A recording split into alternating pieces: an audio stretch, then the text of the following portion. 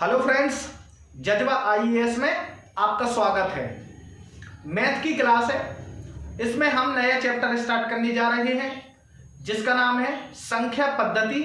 संख्या पद्धति यानी कि नंबर सिस्टम। पिछली क्लास में हमने जो मैथ्स की जितनी भी क्लास ऑलरेडी हो चुकी हैं उसमें हमने एक चैप्टर कवर किया है जिसका नाम था सिंप्लीफिकेशन। सिंप्लीफिकेशन यानी कि सरलीकरण। उसमें हमने घातांक के क्वेश्चंस यानी कि कहने का मतलब यह है कि पूरा सिंप्लीफिकेशन कवर कर चुके हैं। अब इसमें हम संख्या पद्धति को कवर करेंगे।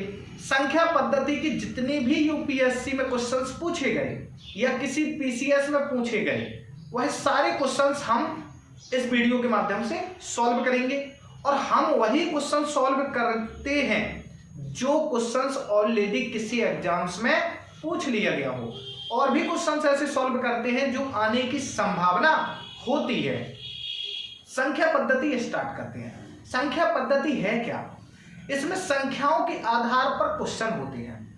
हमने पिछले छोटी क्लासों में पढ़ा हुआ है, 8th क्लास हो गया, 7th क्लास हो गया, कि सम संख्याएं क्या होती हैं, विषम संख्याएं क्या होती हैं, प्राकृतिक संख्याएं क्या होती हैं, होल नंबर्स क्या होती हैं, पूर्ण संख्याएं, ये सारी प्रमेय विमेय ये सारी हैं क्या? यह सारे जितने भी ये नंबर्स पाए जा रहे हैं इसी को हम नंबर सिस्टम बोलते हैं। अब नंबर सिस्टम में हमें इतना डीपली जानने की आवश्यकता नहीं है कि हम आपको बताते फिरें कि प्राकृतिक संख्याएं कौन सी होती हैं। ये सभी बच्चे जानते हैं। 1 से लेकर के जो भी 9 तक की होती है वह सारी प्राकृतिक संख्याएं होती है। 9 तक का मतलब है कि जितनी इन्फिनिटी तक की होंगी 1 से लेकर के, और 0 से लेकर के वह प्राकृतिक संख्याएं नहीं होती है। ठीक है, अब चलते हैं थोड़ा सा कि इनके फॉर्मूले किस हिसाब से होंगे। हम देख लेते हैं फॉर्मूलों को। तो इसमें हमारा पहला फॉर्मूला कुछ रहेगा किसका? प्रथम n प्राकृतिक संख्याओं का योगफल। थोड़ा सा फॉर्मूला लिख लेती है यहां पर। प्रथम n प्राकृत संख्याओं का योगफल। संख्याओं का योगफल यह किसके लिए फॉर्मूला है? यह प्रथम जो n संख्या यानी कि कोई संख्या दी होगी उसको हमने n मान लिया है, वह प्राकृतिक लिखा होगा या प्राकृत लिखा होगा, उन संख्याओं का योगफल किस प्रकार से निकालेंगे। तो उसके लिए फॉर्मूला है हमारा n+1/2। यह फॉर्मूला किसके लिए? प्रथम n प्राकृतिक संख्याओं के योगफल के लिए। अब चेक करते हैं थोड़ा सा। प्रथम n प्राकृत संख्याओं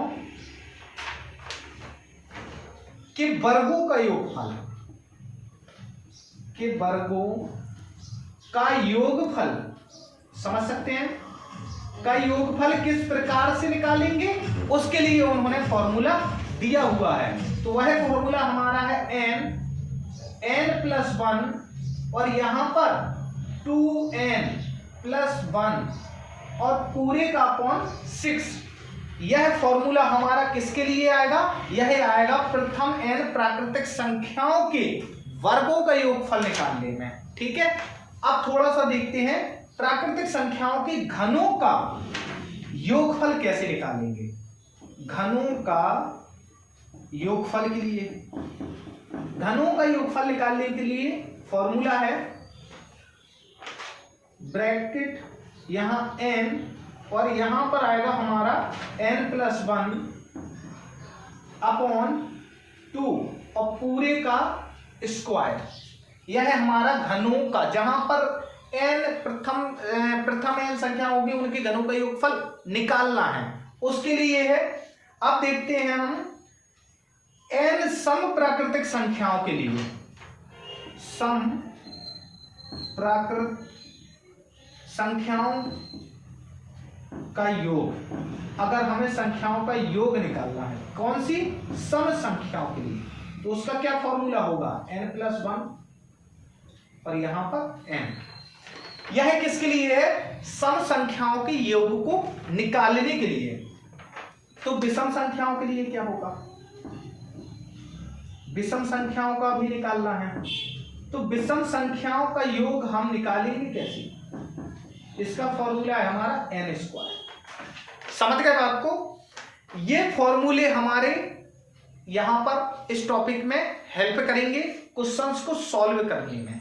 इनको आप जल्दी से देख लीजिए और अपना नोट्स कर लीजिए, और इनको मैं डिस्क्रिप्शन में भी दे दूंगा। जो भी फॉर्मूला होगा मैथ्स का वह आपको डिस्क्रिप्शन में मिल जाएगा। ज्यादा आपको दिक्कत की नहीं है कि हाँ समझ नहीं आ रहा है तो आप डिस्क्रिप्शन से भी देख सकते हैं। ठीक है, हो गया होगा। एक फॉर्मूला और है जो हमें यहां पर सॉल्व करने में सहायता करेगा। देखते हैं उस फॉर्मूले को। अब कुछ क्वेश्चंस ऐसे भी आते हैं जहां पर भाज्य दिया होता है, भाजक दिया होता है, भागफल दिया होता है, शेषफल निकालना होता है, या शेषफल दिया होता है, भाजक दिया होता है, भाजक दिया भाज्य निकालना है, भागफल दिया हुआ है। ऐसे में एक फॉर्मूला कार्य करता है। क्या फॉर्मूला है? देखते हैं। भाज्य बराबर भाजक मल्टीप्लाई भागफल प्लस शेषफल। यह फॉर्मूला कार्य करेगा किसमें? जहां पर हमें भाज्य निकालना होगा। अगर कहा जाए कि हमें भाजक निकालना है तो भाजक निकालने के लिए हमें फॉर्मूला यहीं से बन जाता है। कैसे? ये भाज्य यहां जाएगा, तो भाज्य यहां जाएगा, यह क्या हो जाएगा? भाज्य प्लस में रहेगा, माइनस इसमें से शेष होगा। शेष को माइनस कर देंगे, पूरा अपन यहां भाजक और भागफल यहां जाएगा, भागफल। यह है हमारा सेकंड फॉर्मूला, इस क्वेश्चन में कार्य करेगा। यह फॉर्मूले भाज्य भाजक में कार्य करेंगे, नोट कर लीजिए। चलते हैं थोड़ा सा क्वेश्चंस की ओर। समझ गए? इसमें संख्या पद्धति में कुछ क्वेश्चन से टफ लेवल के होते हैं। टफ लेवल के इसलिए होते हैं कि संख्याएं जो दी होती हैं वो कहीं ना कहीं टफ लेवल की हो जाती हैं। इतनी संख्याएं हो जाती हैं कि हमने मल्टीप्लाई तो सीखा कितना, 5 तक का, 10 तक का, यानी कि 4 डिजिट तक का हम कर लेंगे, पर उन्होंने कहा है कि 50-50 डिजिट का मल्टीप्लाई कीजिए, तो थोड़ा सा बच्चा कंफ्यूज हो जाता है कि कितना टाइम भी वेस्ट होगा और कार्य नहीं हो पाएगा। क्वेश्चन से देखते हैं। क्वेश्चन आपके सामने 98 67 गुणे 54 32 गुणे 68 54 49 गुणे 368 गुणे 59 और 89 का इकाई अंक ज्ञात करो। थोड़ा सा इस क्वेश्चन को लिख लेते हैं। ठीक है, लिखते हैं। तो यहां पर क्या है? 9 8 6 7 5 4 मल्टीप्लाई में 5 4 और 32 मल्टीप्लाई 68 544 और 9 मल्टीप्लाई 368 मल्टीप्लाई 59 89 5989। यह एक क्या है? एक उन्होंने कहा है कि यह एक संख्या है। ठीक है, मल्टीप्लाई में है। अब यह एक ही संख्या तो है। कैसी है? अगर इनका हम मल्टीप्लाई कर दें तो यह एक संख्या बन जाएगी जो कि मल्टीप्लाई के फॉर्म में कन्वर्ट है। अब उन्होंने कहा है कि इकाई अंक अगर आप जानते नहीं हैं तो इकाई अंक ऐसे होते हैं, जैसे यहां पर 2, यह पहला जो होता है इसको हम इकाई बोलते हैं, यह दूसरा होता है इसको हम दहाई बोलते हैं, यह तीसरा जो होता है इसको हम सैकड़ा बोलते हैं। सैकड़ा मतलब जो कि 100 की पावर में चलता है, जो कि सैकड़ों में कहा जाता है। दहाई यानी कि दूसरा वाला, ऐसे ही आ जाएगा, 1000 आ जाएगा, फिर 10,000 आ जाएगा। हम ऐसे ही काउंट करते हैं किसी लाख वाली संख्या को, किसी 10,000 वाली संख्या को। 50,000 है, अगर हमने तुरंत देखा तो हमें समझ में नहीं आएगा ये कितना है। अगर प्रैक्टिस नहीं है तो हम क्या करते हैं, ऐसे देखते हैं इकाई, दहाई, सैकड़ा, हजार, 10,000, लाख। ये पता चला हमें 6,85,000 कुछ है। समझ गए बात को? ये होता है इकाई दहाई के फैक्टर्स को समझने का मेथड। अब उसने कहा है कि संख्याओं का इकाई अंक क्या होगा। इसका इकाई कितना है? 9 है। इसका इकाई कितना है? 9 है। इसका इकाई कितना है? 2 है। इसका 7 है। अगर हम इसको सभी को मल्टीप्लाई करेंगे तो हमें कम से कम कितना 5 मिनट 10 मिनट लग जाएगा। अगर फास्टर अच्छे से उसकी है स्पीड तो भी टाइम लगेगा। तो इसको शॉर्ट फॉर्म में कैसे देखते हैं, देखिए इसका इकाई उठाया, इसका इकाई उठाया, इसका इकाई उठाएंगे, इसका इकाई, इसका इकाई। तो यहां पर इसका इकाई उठाया फिर मल्टीप्लाई, इसका इकाई 2 है, इसका इकाई कितना है? 9 है, इसका इकाई 8 है, इसका इकाई 9 है। समझ गए बात को? अब क्या करेंगे, अब इसका भी हमें मल्टीप्लाई करने में थोड़ा दिक्कत होगी तो इसको कंडीशन में देखो जोड़े बना करके कर देते हैं मल्टीप्लाई। इसको साइड में रखते हैं। इसका मल्टीप्लाई हमने 2 और 7 किया तो 7 दूनी 14, यहां पर कितना हुआ 14 और यहां पर कितना हुआ 72। यहां 9 का 9 लिख देंगे क्योंकि एक ही डिजिट था। अब क्या करेंगे, फिर इनका भी इकाई अंक लेंगे। तो ये तो इकाई की फॉर्म में ही है। इसका इकाई क्या है? 2 है। इसका इकाई क्या है? 4 है। तो ये लिख दिया हमने। फिर यहां पर ऐसे कुछ करके कर लिया करो। यहाँ 4, अब यह क्या है मल्टीप्लाई फॉर्म से उठाया था, ये भी मल्टीप्लाई फॉर्म में ही है। इसका मल्टीप्लाई 4, इसका कितना डिजिट है यहाँ पर 2, इसका 9। अब यहाँ पर कितना दिया 4 का मल्टीप्लाई 2 से, 4 दूनी 8 और 9 8 72। तो टोटल हमें कितना प्राप्त हुआ 72। उसने क्वेश्चन ने क्या पूछा है, इस पूरी संख्या का इकाई। तो इकाई हमें निकाला आया क्या 2, यानी कि ये तो दहाई का अंक है। इकाई का अंक क्या है इसमें 2। तो हमारा आंसर क्या होगा 2 होगा। ऑप्शन डी सही है। ऐसे क्वेश्चंस हमारा समय वेस्ट करते हैं। अगर कंडीशन हमें सही से पता है तो हम उसको सॉल्व कर लेंगे।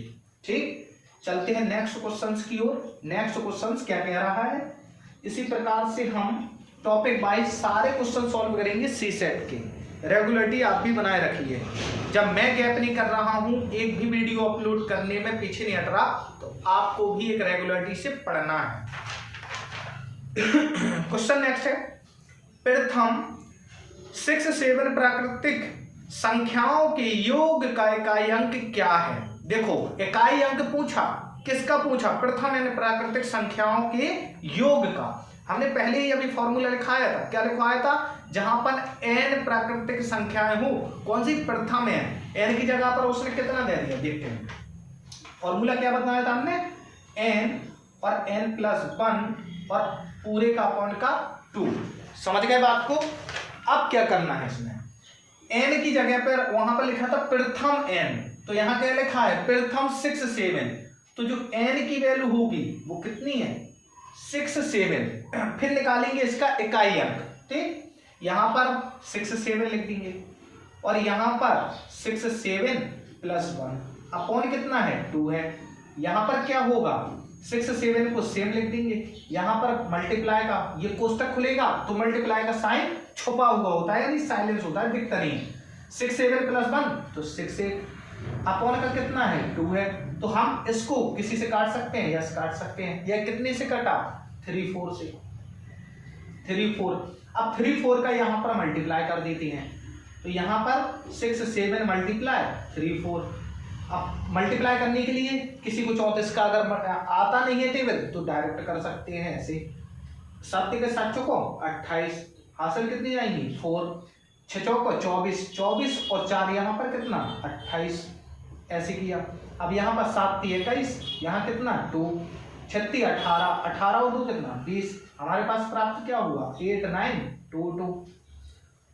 अब उसने क्या पूछा है, अगर वो पूछ लेता कि यहाँ पर जो प्राकृतिक संख्या n संख्या है उसका योग कितना निकल के आ रहा है, तो उसका योग क्या है बच्चों 22 98। पर यहां ऑप्शन में उसने क्या दे रखा है कि हमें उस प्रथम n प्राकृतिक संख्याओं के योग का इकाई अंक ज्ञात करना है। तो यह तो वो संख्या निकल आई हमारी, कौन सी संख्या n प्राकृतिक संख्या। अब उसका इकाई अंक क्या है? 8 है। अभी हमने पिछले क्वेश्चंस में देखा था, तो हमारा आंसर क्या होगा? 8 होगा। कौन सा ऑप्शन है? सी सही है। इतने भी टफ नहीं होते क्वेश्चंस, बस थोड़ा सा प्रैक्टिस मांगते हैं और कुछ नहीं। नेक्स्ट क्वेश्चंस देखते हैं। नेक्स्ट क्वेश्चन कह रहा है दो संख्याओं का योग 10 और अंतर 6 है, इन दो संख्याओं का गुणनफल बताओ। संख्या देनी है, संख्याओं का योग दिया और उनका अंतर दिया। जब ऐसा होता है तो हमें कुछ मानना होता है। माना संख्याएं, कौन सी? दो संख्याएं। एक संख्या मान लेते हैं x, दूसरी संख्या मान लेते हैं y। समझ गए? अब उसने कहा है कि दोनों संख्याओं का योग, तो यहां पर किया हमने योग। योग करने के लिए हमें प्लस करना पड़ता है। कितना दिया योग उन्होंने? देख लेते हैं। योग दिया है उन्होंने 10, तो ये है हमारा 10। अब क्या इससे कुछ सॉल्व हो रहा? नहीं होगा, तो यहां इसको हम इक्वेशन फर्स्ट मान लेंगे, यानी कि समीकरण फर्स्ट हो जाएगा। अब क्या कहा उसने कि दोनों संख्याओं का अंतर, तो यहां पर अंतर के लिए हम लगाते हैं माइनस। घटाएंगे तभी तो पता चलेगा कि अंतर कितना है। तो क्या दिया अंतर उसने? 6। यहां पर क्या, ये हमने सेकेंडली इक्वेशन बना ली। अब कुछ समझ में आ रहा? एक संख्या का मान निकालेंगे तभी हम दूसरी का पता कर पाएंगे। तो हम ऐसे में क्या करते हैं, एक को माइनस करने का कोशिश करते हैं। तो हमने यहां से फर्स्ट इक्वेशन में से सेकंड इक्वेशन को माइनस किया। देखते हैं, इसमें से इसको माइनस कर रहे हैं। जब माइनस करते हैं तो जो संख्या माइनस हो रही है उसके साइन बदल जाते हैं। किस प्रकार? देखिए, इससे माइनस कर रहे हैं x प्लस वाई बराबर 10। किसको माइनस कर रहे हैं? इसको। x माइनस वाई बराबर 6 को माइनस कर रहे हैं, तो साइन बदल जाएगा। जहां प्लस होगा इसका, वहां माइनस हो जाएगा। जहां पर अगर यहां माइनस ना हो प्लस होता है, वह छुपा हुआ होता है। यहां माइनस वाई का है, यहां प्लस हो जाएगा। यहां प्लस है, यहां माइनस हो जाएगा। अब देखते हैं यहां पर क्या होगा। ये प्लस का नहीं था, ये माइनस का, ये प्लस का, तो क्या हो जाएगा? कट जाएगा। ये पाई प्लस का और यहाँ वाई प्लस का हो गया, तो कितना हो जाएगा? 2y। यहाँ पर 10 में से 6 जाएंगे तो हमारे पास कितना बचेगा? 4। 2 से 2 नहीं 4। यहाँ कितना बचेगा? 2। y की वैल्यू हमें पता चल गई। y की वैल्यू हमारे पास 2 है। किसी भी इक्वेशन में रख दो। इक्वेशन हम फर्स्ट में रख देते हैं। देखते हैं, फर्स्ट में y का मान रखने पर, y का मान रखने पर, ठीक है, y का मान यहां पर फर्स्ट इक्वेशन में रखा तो यहां पर क्या था? x और y की जगह पर कितना हो जाएगा? 2 और बराबर में 10 है तो 10 कर दिया। यहां पर x उस तरफ जाएगा, माइनस में हो जाएगा, तो 10 माइनस 2 यानी x की वैल्यू हमें कितनी मिलेगी? 8। अब हमारे पास क्या आ गया? x आ गई, यानी कि x की वैल्यू आ गई हमारे पास 8 और y की वैल्यू कितनी आ गई हमारे पास? 2। अब उसने क्या कहा है? गुणनफल ज्ञात कीजिए। तो गुणनफल ज्ञात करने के लिए हमें क्या करना होता है? देखो, गुणनफल करना है किनका? संख्याओं का। तो संख्याओं का गुणनफल इस प्रकार से हो। अब x की जगह पर क्या रखेंगे? हम 8 रख देंगे। यहां रख दिया 8 और y की जगह पर 2, तो हमें कितना मिलेगा? 16। यह क्या है? हमारे क्वेश्चन का आंसर है 16। डी ऑप्शन हमारा सही है। ठीक है, अगर इसमें से वो पूछता कि हमारी दूसरी संख्या क्या है, तो हमारी दूसरी संख्या क्या थी? y थी। अगर वह पूछ ले पहली संख्या क्या थी, तो हमारी पहली संख्या 8 थी। समझ गए आपको? चलते हैं नेक्स्ट क्वेश्चन की ओर। कुछ भी समझ में ना आए कमेंट कीजिएगा। कोई भी क्वेश्चंस में डाउट हो बेझिझक कमेंट कीजिए। आपके डाउट सॉल्व कराना मेरा फर्ज है। यदि किसी संख्या के 2 अंकों का योग 9 और अंकों के वर्गों का योग 45 है, अंकों का गुणनफल क्या होगा? पहले ही उसने पूछ लिया कि गुणनफल क्या होगा। देखो, 2 अंकों का योग, 2 अंकों का योग है, 2 अंक कुछ हैं, तो माना जो अंक वाली संख्याएं होंगी, माना यह क्या है? XY। ठीक है। अब उसने क्या कहा है, दो अंकों का, यही क्या है, एक अंक दो अंक, ठीक है। अब उसने कहा है दो अंकों का योग, तो यहां कितना x प्लस वाई, कितना दिया हुआ है उन्होंने 9 लिख लिया। फिर उसने बोला अंकों के वर्गों का योग, अंकों के वर्ग कर देते हैं, अंकों के वर्ग योग हो गए, अंक के वर्ग कर रहे हैं और योग कितना दिया 4 5 दिया है, यस दिया है। अब क्या करना है हमें इसमें, देखो कुछ भी समझ में आ रहा, इसका एक क्वेश्चन करके घटा देते थे, पर यहां पर कुछ नहीं हो रहा।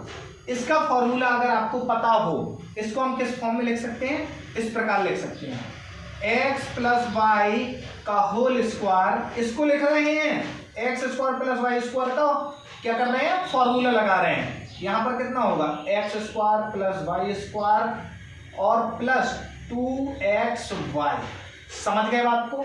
ये हमने इसको तोड़ के इस प्रकार लिख दिया। अब x प्लस वाई की जगह पर क्या यह लिख सकते हैं, x प्लस वाई की वैल्यू कितनी है 9 है, तो इसकी जगह पर हम 9 लिख देंगे, स्क्वायर था स्क्वायर चढ़ा दिया। यहां पर x square plus y square, इतने को देखो, इतने की वैल्यू कितनी दी है हमें 45, तो इसकी जगह पर क्या हम 45 लिख सकते हैं, लिख सकते हैं। यहां पर 2xy, समझ गए बात को। 9 का स्क्वायर कितना, तो हमारे पास 81 और बराबर में यहां पर कितना है 45 प्लस 2xy, समझ गए बात को। अब यहां पर 45 को क्या करेंगे, इस तरफ भेज देंगे, तो 45 में 81 में से माइनस हो जाएगा, देखो 2xy बराबर 81 माइनस 45, तो यहां पर 2xy और बराबर 81 में से माइनस 45 करेंगे, यानी कि यहाँ 11 तो यहाँ कितना 6 और यहाँ 7, तो यहाँ 7 में से कितना गया 4 गया, तो हमारे पास कितना बचा 3। अब इसको यहाँ पर देखते हैं, थोड़ा अगर ना दिखाओ, ये हमारा निकला 2xy बराबर 36, इसको इससे क्या करेंगे काट देंगे, तो कितने बार कटेगा 18 दूनी 36, xy की वैल्यू कितनी निकली 18। उसने क्या पूछा था, गुणनफलों, क्या पूछा था, गुणनफलों की संख्या, अंकों का गुणनफल क्या है, तो अंकों का गुणनफल ही हमने स्टार्टिंग में माना था, यह अंकों का गुणनफल है, यानी कि यह क्या है गुणा में तो ही है ना, समझ गए आपको। एक्स वाई की वैल्यू 18 आ गई है, ऑप्शन कौन सा इसमें है, सी सही है। चलते हैं नेक्स्ट क्वेश्चन की ओर, और यह क्लास का हमारा लास्ट क्वेश्चन होगा। थोड़ा सा गला खराब है इसलिए हम ज़्यादा बोल नहीं पा रहे हैं, और आपको शायद समझा भी ठीक से पा रहे होंगे, पूरा कोशिश कर रहे हैं समझाने का, पर गला खराब है, हो सकता है कि थोड़ा सा प्रॉब्लम हो रही होगी। लास्ट क्वेश्चन से 27,432 को किसी भाजक से भाग देने पर भागफल 118 है तो शेष फल 56 है, भाजक कितना होगा। देखो एक फॉर्मूला आ गया, भाजक का हमने बताया था क्या फॉर्मूला है, देखो भाजक का फॉर्मूला जो था वह था यहाँ पर भाज माइनस शेष, क्या करेंगे माइनस शेष, और बटे में कितना आएगा यहाँ पर भागफल, भागफल, यह फॉर्मूला निकालना क्या है हमें। क्वेश्चन ने क्या कहा है कि भाजक से इतना, भाजक कितना होगा, ठीक है। तो भाजक निकालने के लिए यहाँ पर क्या है कितना दिया उसने 27,432, इसको ऐसे लिख लीजिए भाजक 27,432 और माइनस शेषफल कितना दिया है उसने, शेषफल दिया है 56 और बटे में कितना 118, बराबर किया 118 है, ठीक है। अब यहां पर देखो इसको माइनस करेंगे 56 को, तो हमारे पास कितना प्राप्त होगा, देखो 27,000 है, 27,432 में से माइनस किया तो हमारे पास कितना मिलेगा, देखो यहाँ माइनस करेंगे 12 आएगा, एक कैरी यहाँ देंगे तो 12, तो यहाँ कितना मिलेगा 6, और यहाँ कितना बचा फिर बचे 2, और यहाँ से एक हासिल दी तो 5, और यहाँ कितना बचेगा 7, और यहाँ कितना बचा था 3। अब कितने से डिवाइड करना है इसको 118 से, 118 से जब आप डिवाइड करेंगे 232 प्राप्त होगा, यह हमें कर लेना है। 27,376 को 118 से डिवाइड करेंगे तो 232 प्राप्त होगा, यह हमारा क्या निकल आया है, भाजक। अगर यह फॉर्मूला हमें पता नहीं होता तो क्या हम इसको सॉल्व कर पाते, नहीं कर पाते। तो क्वेश्चंस के संख्या पद्धति जितना भी चलेगा, फॉर्मूला कहीं लगेगा, कहीं पर हमें कुछ ऐसी ट्रिक लगानी होगी जैसे एक्स वाई का मान मानना पड़ता है, फिर इसके बाद सॉल्व होता है। चलिए मिलते हैं नेक्स्ट क्लास में। और अभी जैसे क्या कर रहे हैं हम, रीजनिंग का टॉपिक अभी हमारा कंप्लीट होके निकला है, तो रीजनिंग के जैसे ही टॉपिक बाय टॉपिक कवर हो रहे हैं, फिर इसके बाद हम या रीजनिंग टॉपिक कवर कर लिया, फिर इसके बाद मैथ्स को लेकर के आ रहे हैं, मैथ्स का टॉपिक कवर कर लिया, फिर इसके बाद रीजनिंग का टॉपिक कवर करेंगे। अभी हमारा कैलेंडर टॉपिक्स आएगा रीजनिंग में, इससे जब संख्या पद्धति कवर हो जाएगा फिर इसके बाद हम रीजनिंग का टॉपिक लाएंगे, उसमें होगा हमारा कैलेंडर। पढ़ते रहिए, मेहनत कीजिए, एग्जाम्स करीब आने वाला है, ज़्यादा टाइम नहीं है हमारे पास। जय हिंद, जय भारत।